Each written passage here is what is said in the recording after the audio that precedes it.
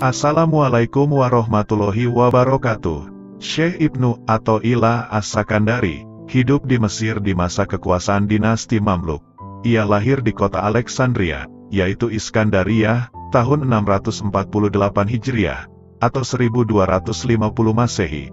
Julukan Al-Iskandari atau As-Sakandari merujuk pada kota kelahirannya itu. Syekh Ibnu Athaillah As-Sakandari adalah seorang ulama ahli bidang ilmu fikih mazhab Maliki, dan ia juga dikenal luas ilmunya di bidang tasawuf. Ia juga seorang guru besar generasi ketiga di kalangan tarekat Syaziliyah, yang bersanad langsung dari Abu Al-Abbas Al-Mursi, murid dari Abu Al-Hasan Asy-Syadzili, seorang ulama tasawuf pendiri tarekat Asy-Syadziliyah. Sebagai sufi besar, Ibnu Athaillah meninggalkan banyak karangan kitab, mulai dari tasawuf, fikih, nahwu, mantik, dan filsafat.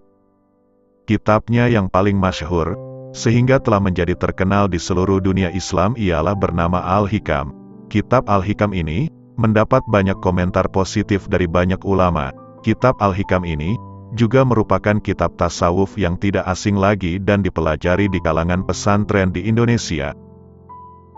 Beberapa kitab lainnya yang ditulis adalah, antara lain, At-Tanwir fi Isqat At-Tadbir, Unwan At-Taufiq, Miftah Al-Falah, dan Al-Qaul Al-Mujarrad fil Ismi Al-Mufrad.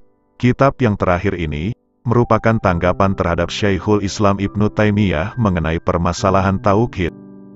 Kedua ulama besar itu hidup dalam satu zaman, dan beberapa kali terlibat dalam dialog serius mengenai persoalan tarekat dan ilmu tasawuf, di mana Ibnu Taimiyah adalah termasuk sosok ulama ahli ilmu syariat yang tidak menyukai praktek tasawuf.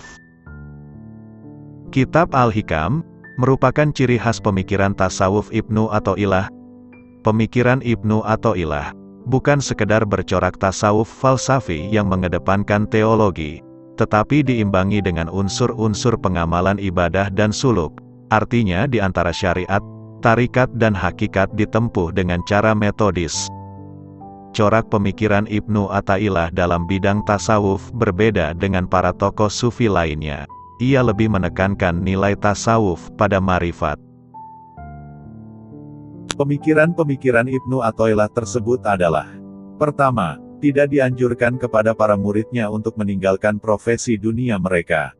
Dalam hal pandangannya mengenai pakaian, makanan, dan kendaraan yang layak dalam kehidupan yang sederhana, akan menumbuhkan rasa syukur kepada Allah dan mengenal rahmat ilahi.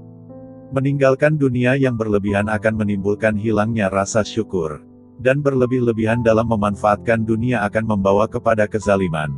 Manusia sebaiknya menggunakan nikmat Allah dengan sebaik-baiknya sesuai petunjuk Allah dan Rasul-Nya. Kedua, tidak mengabaikan penerapan syariat Islam.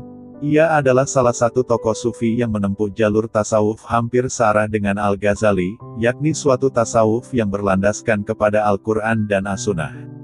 Mengarah kepada asketisme, pelurusan dan penyucian jiwa, tazkiyah an-nafsi, serta pembinaan akhlak, suatu nilai tasawuf yang dikenal cukup moderat. Ketiga, zuhud tidak berarti harus menjauhi dunia, karena pada dasarnya zuhud adalah mengosongkan hati selain daripada Tuhan. Dunia yang dibenci para sufi adalah dunia yang melengahkan dan memperbudak manusia. Kesenangan dunia adalah tingkah laku syahwat, berbagai keinginan yang tak kunjung habis, dan hawa nafsu yang tak kenal puas.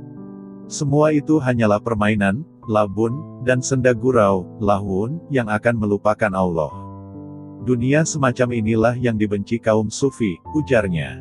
Keempat, tidak ada halangan bagi kaum salik untuk menjadi kaya harta, asalkan hatinya tidak bergantung pada harta yang dimilikinya.